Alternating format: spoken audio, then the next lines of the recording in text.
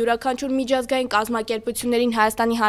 Հանրապետության անդամակցության եւ Հայաստանի տարածքային յուրաքանչյուր փոփոխությանը կապված հարցեր որոշվում են միայն ու միայն հայության հանրաքվեի միջոցով։ Այսինքն սա նշանակում է, որ տարածքային ամբողջականության հարցերը ոչ միայն քաղաքական են, այլ նաեւ սահմանադրական կարմիր գիծ է, որը ուղղակիորեն Հայաստանի Հանրապետության իշխանությունները, գործող իշխանությունը չի ընդունում եւ անընդմեջ հատում է այդ կարմիր գծերը։ Այս համատեքստում, երբ ասվում են ձևակերպումներ, որ Ադրբեջանը չպետք է խառնվի ներքին գործերին եւ ամբողջականության հարցերին,